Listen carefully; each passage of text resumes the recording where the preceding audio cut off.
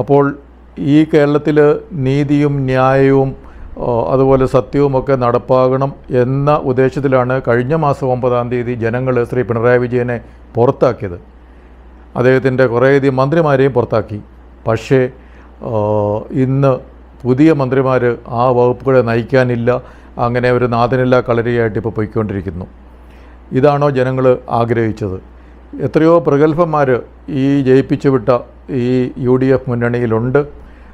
അവിടെ MLA-മാരുടെ ഇടയ്ക്ക് നിന്നാണ് ഒരാളെ തിരഞ്ഞെടുക്കേണ്ടതെങ്കിൽ അവിടെ VD സതീശനുണ്ട്, രമേശ് ചെന്നിത്തലയുണ്ട്, KA മുരളീധരനുണ്ട്, തിരുവഞ്ചൂർ രാധാകൃഷ്ണൻ, അങ്ങനെ ഒരു നിര ഭരണ പരിചയമുള്ള കുറേ പ്രാവശ്യം MLA-മാരായ ആളുകൾ MLA-മാരായിട്ടുണ്ട്.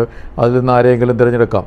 ഇനി MLA-മാർ വേണ്ട MP-മാർ ഇവിടെ വന്നിട്ട് മുഖ്യമന്ത്രി ആകണമെന്നാണ് ആ പാർട്ടിയുടെ അല്ലെ മുന്നണിയുടെ തീരുമാനമെങ്കിൽ ശശി തരൂരുണ്ട്, 4 പ്രാവശ്യം MP ആയ ആളാണ്.